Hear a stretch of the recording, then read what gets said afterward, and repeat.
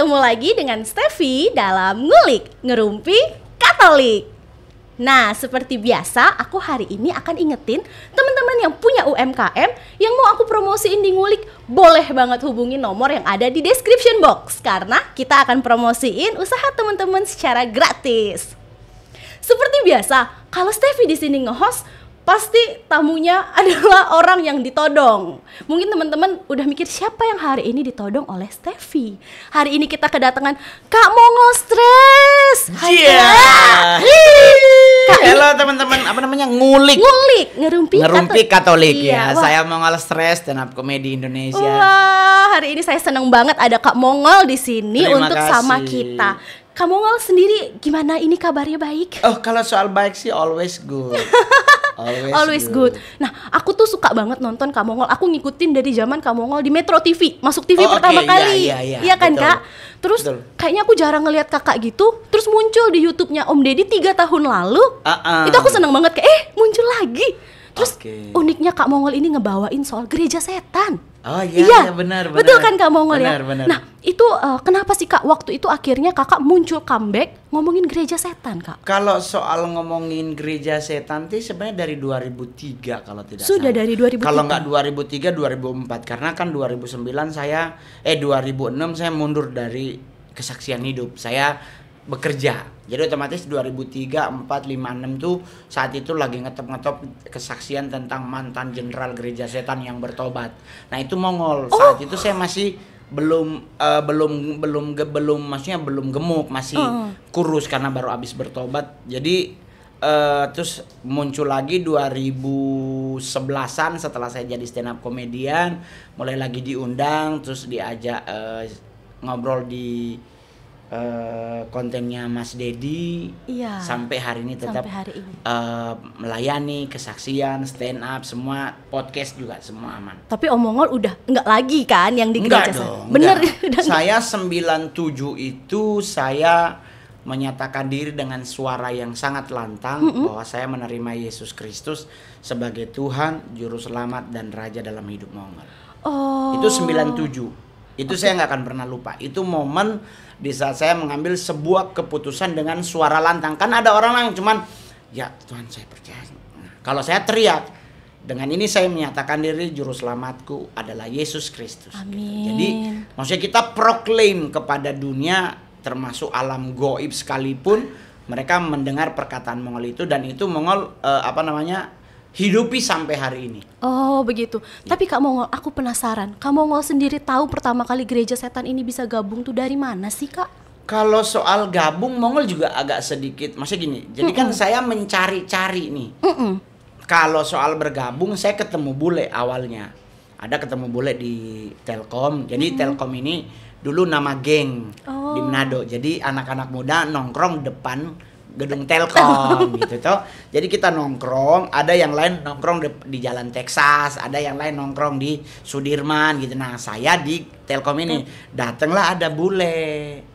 Terus dia ngajak kayak ngomongnya tuh Mongol nggak akan lupa tuh, join with us, we have a community for the young people gitu. Terus waktu itu Mongol Inggris juga masih ya begitu belum jago banget. Nah, di saat dia ngomong ada komunitas anak muda dan tidak memandang orang, Mongol tertarik. Anak muda kan begitu. Coy. Karena kalau dengan kondisi kita mengikuti acara-acara gereja, mohon maaf ya, saya tidak mau melecehkan gereja, tapi kadang kan suka ada penghakiman diri. Kita datang cuman baju yang mungkin segimana, kadang yang dilihat jemaat suka ngeliatin atas bawah, atau kalau enggak langsung ngempit tas. Kok begitu sih gitu ya kamu jadi ya? Kan kondisi seperti itu membuat kita yang anak-anak underground yang mungkin tidak mendapatkan kasih sayang dari keluarga, itu akan menjadi minder. Nah, ini ada satu komunitas yang menerima kita tanpa cari tahu latar belakang hidupmu. Oh, mantes anak muda tuh jadinya tertarik. Mongol ikut. Satu, yang kedua mereka benar-benar sangat keluarga banget gitu loh. Jadi nggak nanya, mamamu siapa, ngana pefam apa. No, dia nggak ngurusin itu. Dia ngurusin adalah bagaimana kita merasa nyaman dulu di tempat tersebut. Wah. Dan di saat kenyamanan itu datang, kita bisa share everything. Iya, karena betul. mereka mau mendengar. Sekarang kita boleh jujur di gereja. Apa apakah orang-orang terdekat kita, kakak rohani kita mau mendengar di saat kita ngomong? Iya betul, itu PR-nya saat ini. Kadang belum ngomong juga udah dihakimi. Lu sih terlalu jauh dari Tuhan, lah lu belum tahu. Kita baru belum ngomong ya. Jadi kayak begitu. Jadi di saat Mongol ikut komunitas itu, setelah Mongol bertobat 97 2000-an Mongol ke Jakarta, 2011 gue punya duit.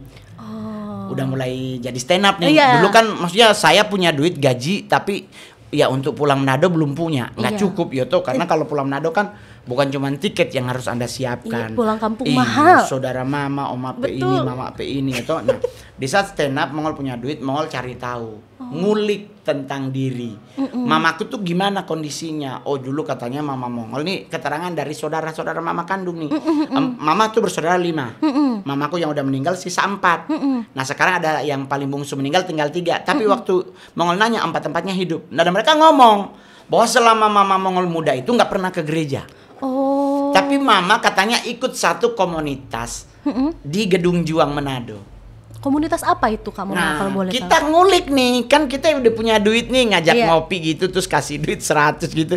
Dulu di Gedung Juang lama ada apa? Oh, di situ dulu Mongol komunitas namanya Children of God. COG.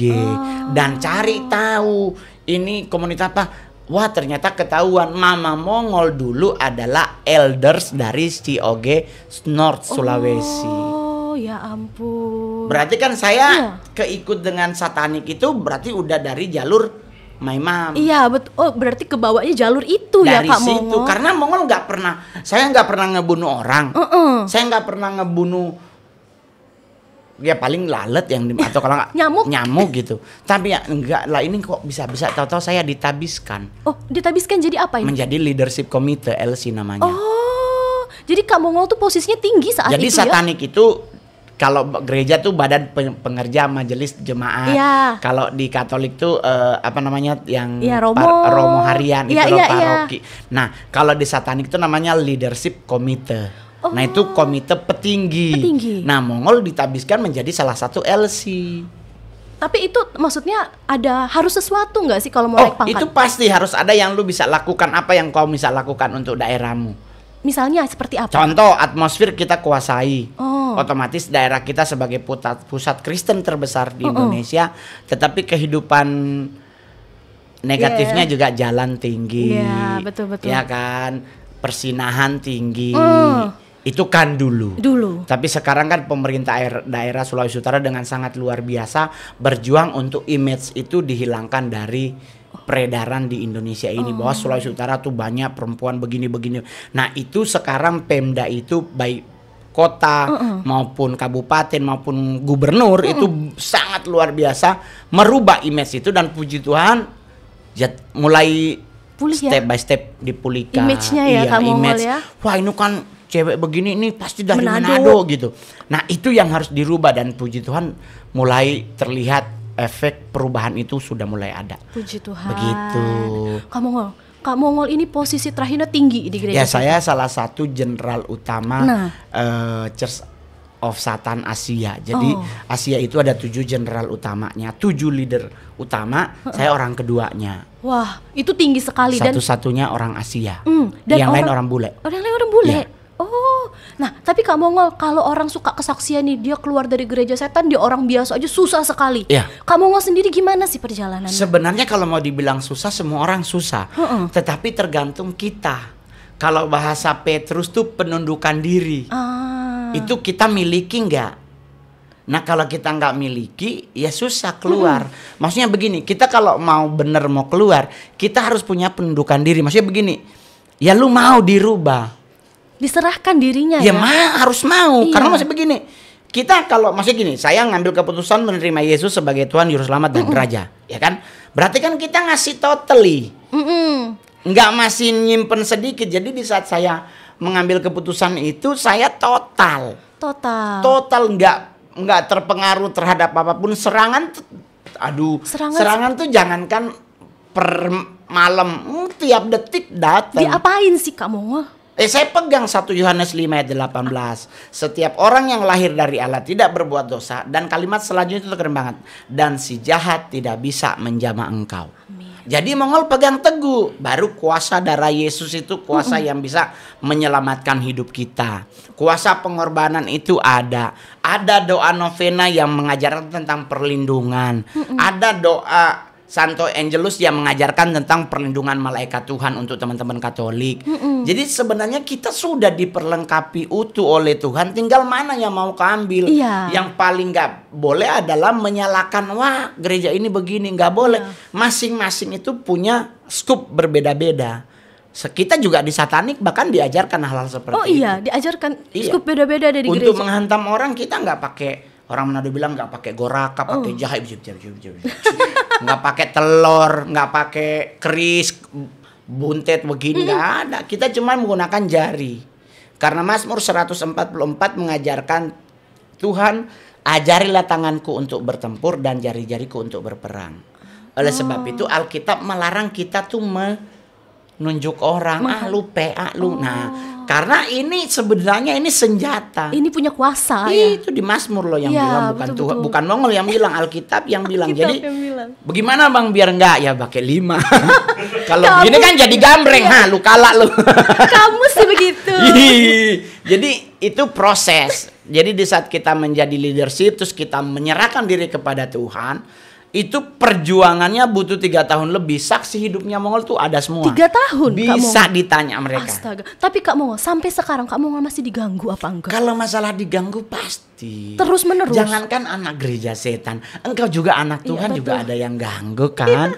Tetapi kan satu hal yang kita pegang bahwa penyelamatan itu sempurna dalam Kristus.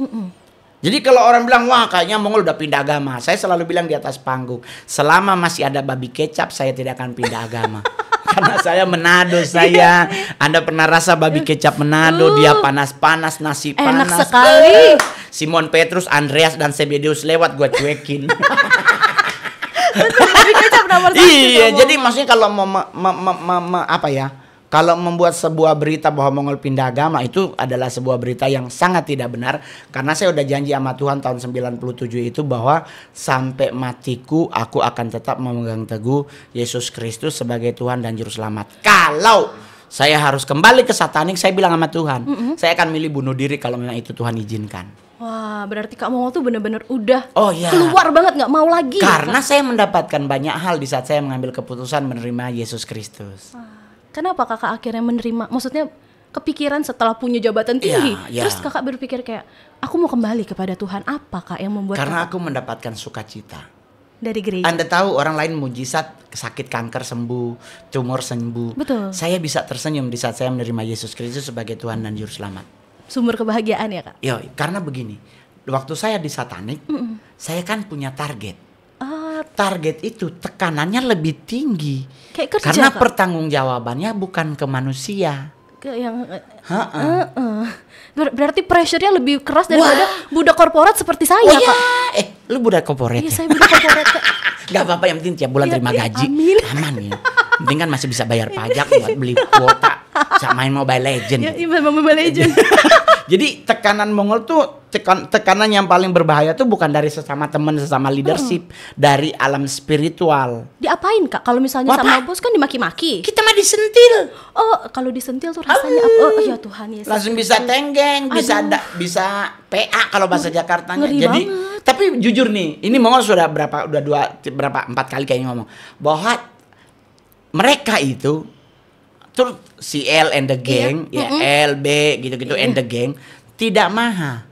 Oh, tidak maha. Yang maha tidak itu maha. Tuhan kita. Hanya Tuhan yang maha. Betul. Maha dahsyat, maha kuasa, maha adil. Hanya Kristus yang maha. Tapi yang namanya Satan and the gang itu tidak maha. Tidak maha. Tidak maha. Karena keterbatasan mereka. Ya. Karena di saat mereka menjadi pengkhianatnya Tuhan, dignity-nya mereka diambil oleh Tuhan. Betul. Jadi otomatis mereka kemahaan itu hilang. Ke apa nama bahasa Inggrisnya? Omnipotentnya tuh nothing. Nothing. Nah itu bahasa Inggris saya lagi kursus. Jago, sekarang. Lagi the powerfulnya tuh dicopot oleh Tuhan. Jadi dignity-nya dia tuh diambil. Nah, sisanya adalah biarkan mereka dengan diri mereka. Nah, yang mereka lakukan sekarang adalah memperlihatkan mereka bisa pindah tempat gitu. Untuk membuktikan ya. Padahal pride-nya mereka tuh udah nothing. Mereka udah dianggap sebagai buangan kalau menurut hukum Alkitab. Iya, betul. Berarti mereka melakukan itu tuh buat prove themselves. Iya, seorang buangan itu nggak ada yang bisa dibanggakan. They try to make karena pasti akan diceritakan turun-temurun bahwa ini gini-gini. Bisa begini. Jadi di saat Mongol mendapatkan sukacita, gue bisa ketawa, bisa menikmati hidup tanpa duit waktu itu. Karena harus berjuang dari zero, bahkan dari -5. Gue harus mulai, dulu masih pakai celana cut bray, ya kan, yang bawanya 5 meter. Jadi kalau jalan ikut down, ikut minggir gitu. Terus makin kesini kita udah bisa mampu beli baju ini, kita ya mohon maaf masih Matahari lah gitu, maksudnya Post Boy, beli celana jeans Otto Ono atau Wrangler gitu.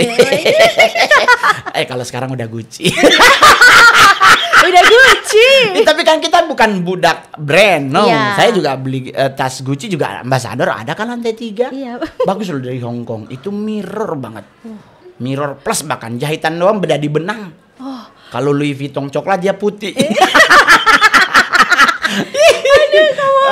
Kamu Mongol, ini berita tentang gereja setan itu simpang siur kan kalau kebenarannya benar atau tidak. Terus kalau di internet tuh kan banyak, kalau gereja setan hati-hati begini, hati-hati begitu. Dalam segmen ngulik kali ini saya mau nanya mitos atau fakta seputar gereja setan. Gas. Pertama, ini Kak, boleh diminum? Silakan Kak, airnya bersih. Air putih bener ya? Air putih bener Kak. Ya Allah. Amin. Orang banyak nanya, kenapa sih Mongol kalau makan minum selalu cepet? Kenapa? Kan Tuhan suruh, kita cuman yang perlu kita lakukan di saat menikmati berkat adalah mengucap syukur. Cuman terima kasih Tuhan Yesus. Nggak usah kami juga berbuat bangsa dan negara kami. Lah itu mah doa syafaat bukan doa makan. Untuk pemimpin kami. Dari tingkat pusat sampai ke pedesaan, nggak usah. Oke, mitos atau fakta ya? Mitos atau fakta. Oke, gas. Saya tuh pernah dengar kalau orang gereja setan hiring dia pakai cincin, terus disalam, nanti bikin luka, terus kalau darahnya nempel kita jadi kebayang-bayang. Itu fakta. Itu fakta. Tapi kalau bicara kebayang-bayang kayaknya bukan soal kebayang-bayangnya. Jadi maksudnya jadi di saat mereka mencari jiwa baru, mencari anggota untuk join with us, mereka sasarannya selalu mencari anak muda. Kenapa? Nah, selalu menggunakan aksesoris namanya pentagram ring atau the dolphin ring. Dolphin ring itu seperti apa, Kak? Dolphin apa bahasa Indonesianya? Bentuk lumba-lumba. Iya. Tapi nanti kan di itunya tajam. Nanti di saat jabat tangan tuh agak ditarik. Nah, nanti pura-pura agak kayak aduh maaf ya. Nah, darah ini akan dibawa oleh dia ke tempat ritual. Jadi kita ada di mana kita pasti akan ikut bersama mereka. Oh, jadi kayak kesirep gitu. Iya, itu adalah fakta. Itu fakta, Kak. Karena di Alkitab darah itu juga nyawa.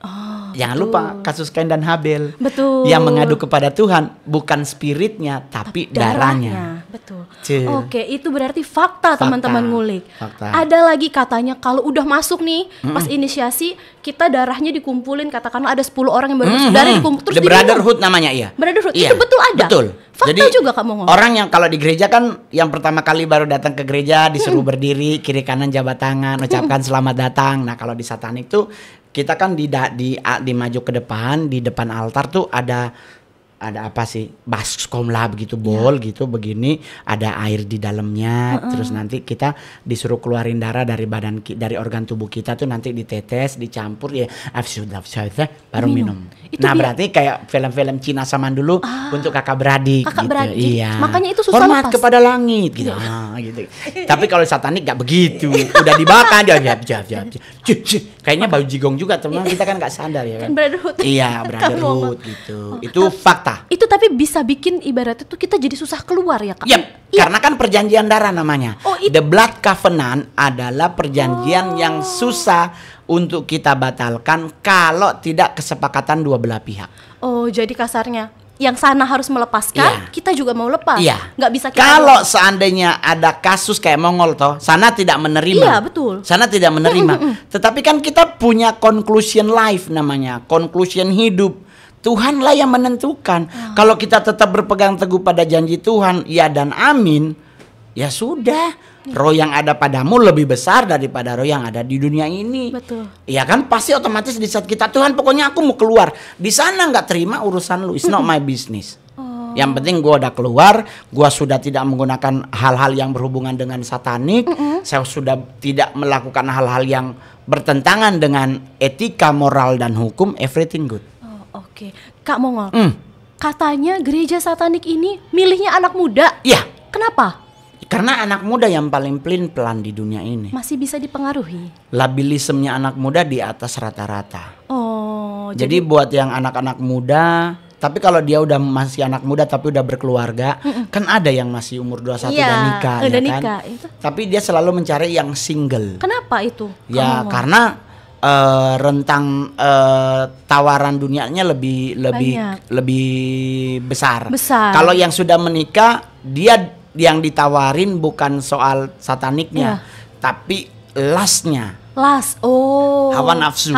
Jadi buat yang sudah berumah tangga tuh yang akan dicoba itu selalu di hawa nafsu. Hawa nafsu ingin ini, hawa nafsu pingin jadi mata duitan, jadi hamba uang, hawa nafsu menjadi orang yang jadi sombong. Nah itu. Tapi kalau di satanik tidak.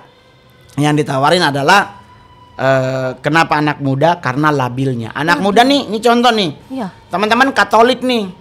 Dibaptis di Katolik, semua udah melakukan kegiatan ibadah lah Katolik, semuanya. Tapi di saat gereja melakukan ibadah kaum muda, di mall ada acara Limingho, ditinggal acara gereja datengin buat nonton Limingho. Betul. Ditinggal gereja buat nonton Agnes Monica. Sebenarnya nggak ada masalah, tetapi di saat kita diperhadapkan pada pilihan, inilah yang paling berat. Oke, baik. Begitu. Kak Mongol, saat kita kalau di barat Hollywood, kalau misalnya ditawarin gereja setan itu katanya kita dijanjikan dengan kekayaan, popularitas, itu betul Kak? Betul, dijanjikan, tapi kan realisasinya kan tidak segampang itu, cantik. Oh, memang bagaimana Kak? Kan semua butuh proses. Satanik juga mengenal proses. Oh, mengenal proses Kak? Nah, Lucifer dibuang kan nggak langsung jadi setan, dia harus berproses merenung menyesali diri dulu. Enggak, maaf, kayak pesugihan gitu kan? Wah, pesugihan mah cetek. Iya, langsung kaya kan Kak? Nah, kalau itu enggak. Pesugihan mah itu adalah pencarian uang dengan cara yang otak lu nggak dipakai. Gitu. Ini kan pesugihan untuk kaya nih. Jakarta nih. Pasti pesugihan apa? Blorong kan? Katanya blorong. Gua pernah nanya banyak orang. Terus kalau lu pesugihan blorong, apa aja yang harus dikasih? Oh, jadi bang harus nyiapin ini. Gua hitung berapa ongkosnya? Ya bisa 10 juta bang buat ini. Nah, terus nanti kalau blorong yang ngasih lu rezeki gitu. Apa yang dikasih sama blorong? Jadi bang kalau dia suka sama kita dikasihlah sisiknya bang. Dan sisiknya harus berjumlah ganjil. Gue tanya 1, enggak bang, enggak boleh 1, harus 3, 5, 7 gitu. Jadi kalau dia sisiknya 3, nih kita hitung-hitungan Cina nih, hitung-hitungan orang PA nih, sisiknya blorong 3 dikasih ke 1 orang. Jumlah penduduk DKI Jakarta ada 2 juta lebih. Berarti 10%-nya ada 200.000 orang. 200.000 pesugihan nama blorong, dicopot 3, botak blorongnya. meninggal nggak didoain, kena beling batu sama paku, tetanus blorongnya. Ini jadi nggak logik. Maksudnya otaknya kita tuh dibenerin gitu. Maksudnya pesugihan yang paling bener Tuhan tuh bilang ora et labora. Lu kalau bekerja disertai dengan doa, itu bukan lu dapat duit banyak, menikmati hari itu bisa lebih indah. Itu maknanya bukan duit. Bukan soal duit. Kalau soal duit mah mendingan nggak usah jadi anak Tuhan. Betul. Ada juga anak Tuhan aja korupsi. Iya, betul. Tapi mendingan adalah lu bisa nggak menikmati hidup. Saya nih contoh cantik. Gue bisa menikmati hidup yang hedon. Gua stand up komedi termahal. Iya. Tapi kan pertanyaannya sekarang, sehedon apa sih hidup? Emang lu mau makan dalam waktu nih makan siang lu makan 10 piring? Nggak mungkin. Betul. Paling cuma porsi Manado lah YouTube. Piring agak sedikit seperti Gunung Krakatau anakan gitu. Kan Gunung Krakatau gede kan ya ini yang anaknya gitu ya. Itu dalam ada ayam gitu. Itu kan jebakan Batman gitu. Jadi lu menikmati itu atau tidak. Jadi bukan soal how much you pay atau berapa banyak uangmu, tapi bagaimana kau menikmati hidupmu. Bunda Maria nih contoh kita, saya mengambil sosok beliau. Apa yang beliau nggak bisa dapat? Iya, betul. Ibunya Tetapi Tuhan. dalam hal hidup kita banyak belajar dari beliau. Kesederhanaan beliau, ya kan? Itu bisa kita contoh. Betul. Kita bisa contoh. Kau belajar kasus Kisah Para Rasul 1, 2, dan 3. Bunda Maria bersama murid-murid Tuhan Yesus. Dia tidak mengkultuskan diri. Oh, gua anakku menjadi, enggak. Dia tetap mengikuti dengan sangat sederhana. Nah, karakter itu kita harus miliki. Betul. Paulus, Petrus, karakter-karakter para rasul, para apa namanya ya? Kalau dibilang mungkin para apa kalau pemimpin Katolik tertinggi? Paus, ya kan? Mereka karakter diri. Ya ampun, negaranya, mohon maaf ya, ini kita tidak melecehkan. Roma itu kecil. Tetapi coba kau lihat. Betul. Jadi karakter diri yang nggak usah perlu disombongin. Nggak ada orang mau sombong. Lu meninggalnya juga cuman pakai kain kan. Jadi ayolah teman-teman, khususnya teman-teman Katolik, ya ikutin kegiatan ibadahnya, pelajari karakter para uskup, karakter para paus. Kalau wanita-wanita tuh bisa belajar dari Maria, Ibu Yesus, dari Maria Magdalena yang segitu humble-nya. Itu gue mencontoh dari mereka. Saya nggak pernah, lagi juga sombong susah, muka gue nggak nyampe. Kakak jangan begitu, duitnya kan nyampe kak. Ya, tapi masalahnya kadang kan orang lihat dari muka. Nggak cocok duit sama mukanya gitu. Pas kita udah pakai baju begini nyampe di acara orang langsung lihat atas bawah. Itu asli nggak sih? Nah kan nggak lucu, kita teriak-teriak. Oh ini ada sertifikatnya, kan nggak lucu. Jadi ya udahlah, orang mau bilang apapun, yang penting kan saya bling-bling. Gitu. Kak, saya mau tanya, kalau ibadah gereja setan katanya menghujat Tuhan, ya, terus betul. menyembah si L betul. itu, betul? Oh enggak. Jadi ritual satanik tidak ada penyembahan kepada sosok L. Oh enggak disembah tapi? Enggak dong, karena dalam satanik L bukan leader, bukan utama. Leadernya siapa? Kan ada 3 sosok dalam satanik. 3 juga? Iya, ada Tritunggal, ada 3. Di ujung sebelah sini ada Beli. 1 Korintus dibilang Belial. Di tengah ada namanya Satan. Oh, itu tapi maksudnya Satan itu as a pribadi Satan. Berbeda dengan Lucifer. Oh, kita selalu menyamakan. Beda sayang. Beda. Abis itu baru Lucifer. Baru Lucy di tengah. Oh. Di ujung. Jadi kenapa Satan itu kenapa beda dengan Lucifer? Satan itu archangel. Seangkatan dengan Mikael. Iya. Ya kan? Lucy ini serafim. Pujian. Iya, dia ketua head of music kan. Yoi dong. Satan ini di Alkitab Kejadian 3 dan Wahyu 20 ada si sosok yang namanya ular tua. Iya. Dialah yang leadernya. Mencobai Hawa. Yoi. Oh, ini. Baru Yesus datang bersama orang-orang kudusnya di akhir zaman, kan bukan nyari si Lucy. Nyari si ular tua ini. Oh, kita salah perspektif. Enggak, sebenarnya itu udah bagus gereja melakukan, tidak ada siapa-siapa. Tidak digunakan sistem hierarki, tapi digunakan sebagai semua adalah musuhnya kita bersama. Ketidakbenaran, ketidakkudusan, tidak sesuai dengan Alkitab itu sudah tidak menjadi bagian dari kita. Kita pegangan hidup kita adalah Alkitab sebagai kitab suci. Oke. Gitu. Kak, ini mitos dan fakta yang terakhir, Kak. Oke, karena kita dijawab. aman, santai. Kak, tadi yang Kakak bilang, si L ini kan dia head of music sebelumnya. Kan saat ini tuh lagu-lagu banyak ya, Kak. Ada nggak sih, Kak, kayak di prokernya Kakak dulu mungkin penyesatan itu dilakukan lewat lagu? Ada. Karena saat penyesatan ini, itu banyak menggunakan musik. Karena memang jujur yang paling muncul di saat ini adalah tentang sosok L ini. Iya. S ini enggak. Iya. Karena kalau kita pelajari Alkitab, ingat enggak di Ayub 2 ayat 2? Apa itu, Kak? Kan Allah sedang duduk di taktanya. Kan lewatlah si iblis. Kan ditanya sama Allah, dari mana lu gitu. Ini pakai bahasa gaul kita ya. Anak muda nih, lu dari mana? Dia bilang kan begini, saya baru habis mengelilingi dunia. Terus Tuhan bilang, lu lihat nggak hambaku Ayub? Ya kan? Dibilang, oh yes, dia kan soleh, dia kan saleh, begini-begini. Terus Tuhan bilang apa? Kalau kau boleh mencobai dia, tetapi jangan mengambil nyawanya. Iya. Baru Matius 4 ayat 1 sampai 11, pencobaan di padang gurun. Ya kan? Yesus dicobai, batu jadi roti dan sebagainya. Diangkat ke tempat yang sekarang Mongol nanya, yang nyobain siapa? Si S. Ya, si S bukan. Si L nggak mungkin karena L ini hanya imam musik. Iya. Si S ini ikut bersama-sama di saat penciptaan Adam dan Hawa bersama dengan ciptaan hari pertama, kedua sampai ke manusia. Oleh sebab itu dia menggunakan ayat Alkitab. Kalau engkau benar anak Allah, jadikanlah batu ini menjadi roti. Ya kalau Mongol bilang mah ngapain batu jadi roti, ribet amat. Ada nih mall dijual roti seabrek-abrek.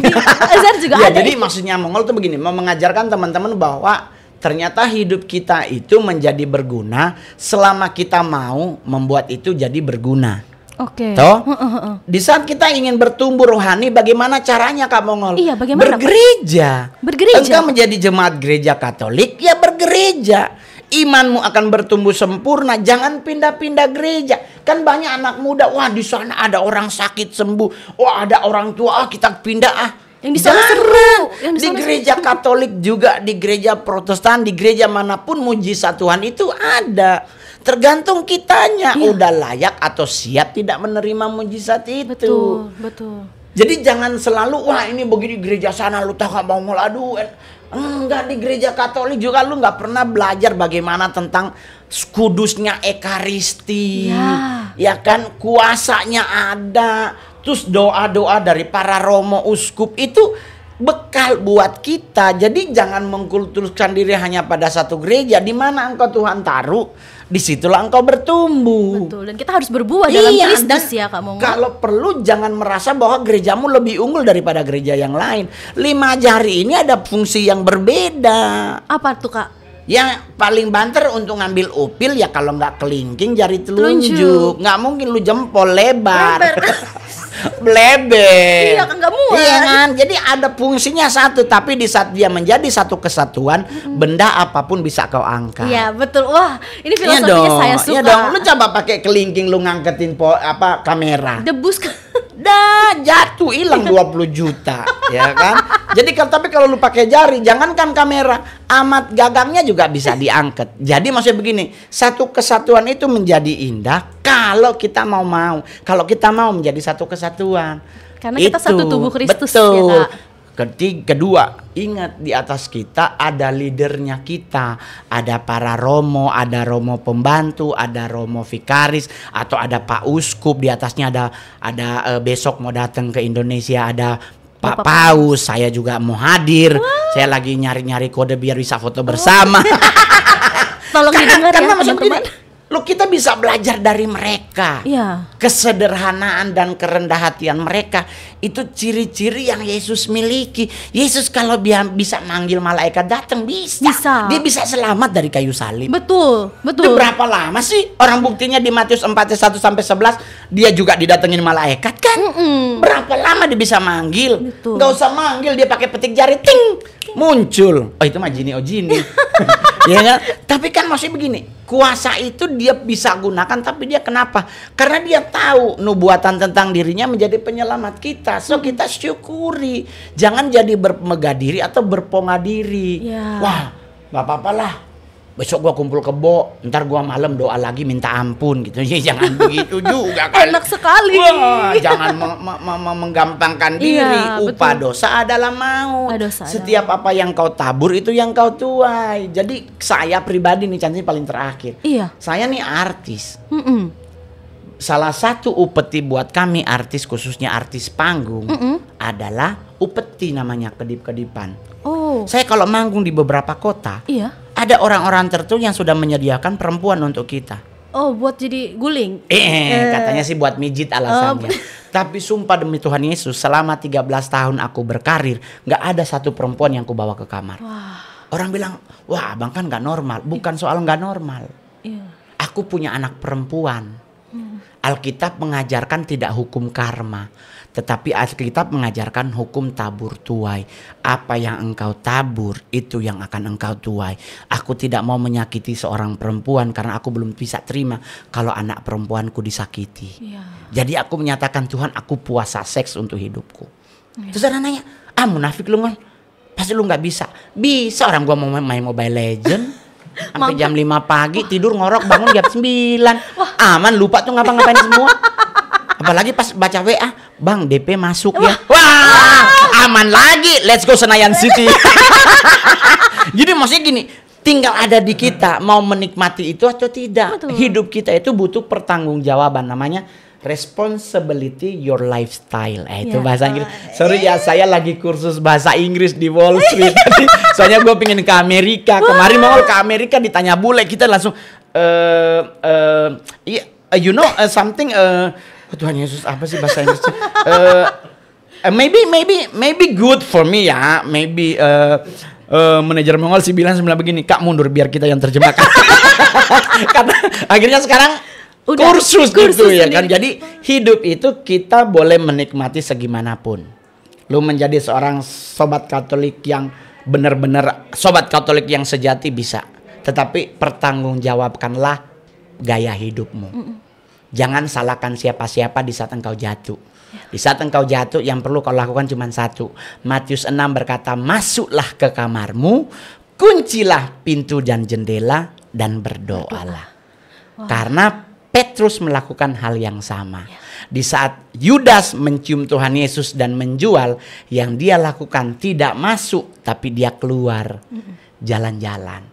Otomatis akhirnya kita bisa baca di beberapa literasi bahwa Yudas bunuh diri. Iya, betul. Tetapi di saat Petrus menyangkal Yesus, dia tidak jalan-jalan. Iya. Dia bersembunyi, dia masuk. Berarti dia masuk. Berarti ada konsep intim bersama Tuhan. Dia menyesali, dia merasa tidak layak. Tetapi jangan lupa, Alkitab berkata di saat dia keluar dari ruangan tersebut, dia bisa baptis orang 3.000 sekali baptis. Iya. Jadi penyertaan diri kita kepada Tuhan itu yang kita perlukan. Iya, betul. Jadi buat teman-teman sobat Katolik, oh tapi saya kan masih muda Kak Mongol. Nggak apa-apa, gereja Katolik tidak membatasi anak muda untuk beribadah. Semua diterima, bahkan ada ibadah sekolah minggu.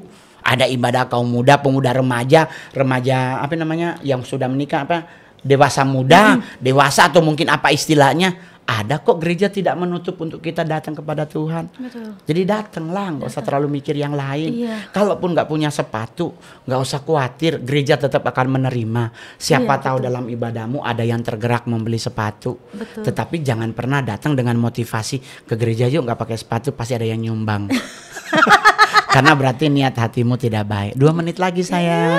Iya semuanya kan mahal. Iya, Soalnya ya udah mulai lebih harganya. Soalnya ini nodong kan saya. Iya nodong. Tapi kan nodong justru kita bisa memberi banyak pengajaran kepada generasi muda. Bergaulah dengan yang membuat engkau bertumbuh. Tapi saya karena senang. pergaulan yang buruk merusak kebiasaan betul. yang baik. Tapi Itu. saya senang hari ini ketemu Kak Mongol. Thank you. Selain kerjaan saya sebagai host juga lebih ringan karena Kak Mongol yang merangkumkan. Saya senang banget ketemu Kak Mongol hari ini, dapat banyak hal. Makasih. Kak Mongol, saya berterima kasih. Thank Kakak you udah mau banget. mampir ke Ngulik. Thank you Walaupun banget. saya todong, Kakak masih Nggak mau. apa-apa. Buat Karena teman- saya pengen menjadi apa ya? Menjadi motivator buat anak muda. Saya lahir dari nggak punya orang tua. Secara hukum saya dinyatakan sebagai anak haram karena nggak punya ayah, nggak punya ibu. Surat baptis Mongol di gereja masih Injili Sangheta Laut. Waktu itu kan gereja Protestan namanya Gemis. Kalau minasakan Gemim. Saya dibaptis, keluar surat baptis, nama saya hanya Roni. Nggak ada Fam, nggak ada Marga. Karena gue udah kasih lihat sama lu. Iya, betul. Nanti kalau lu mau konten ini mau dijadiin sebagai bener tidaknya, gua foto, gua kirim ke siapa yang boleh gua kirim. Jadi lu bisa tayangin bahwa bener ini Bang Mongol ternyata hanya nama Roni. Jadi kan orang ngomong, wah itu kan cuma sensasinya Mongol biar dia tetap jadi artis. Padahal realitanya itu udah ada. Bahkan ada beberapa tim yang sudah datang ke kampung Mongol untuk mewawancarai orang-orang sekampung tentang kasus Mongol. Konon kabarnya dijual di Netflix sama video.com. Tapi nanti akan ada muncul, kalau nggak salah nih judul awalnya adalah anak haram yang sukses. Nah jadi maksudnya begini, saya aja nggak punya ayah, nggak punya ibu, nggak punya keluarga, bisa Tuhan berkati. Apalagi anak-anak muda yang ada yang punya orang tua lengkap bahkan, apakah nggak mungkin engkau diberkati? Pasti bisa. Yang penting adalah obey and holiness, itu menjadi hal yang harus kita pegang teguh. Ketaatan dan kekudusan itu harus kita miliki dalam hidup.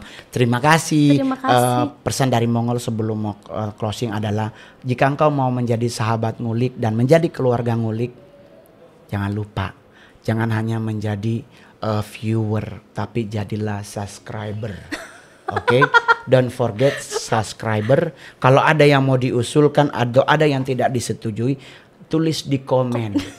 Tapi yang paling penting adalah satu, pencet loncengnya biar engkau yang paling pertama dapat video yang diposting. Mantap. Saya Mongol, thank you. Dadah sobat ngulik. Dadah. Thank you.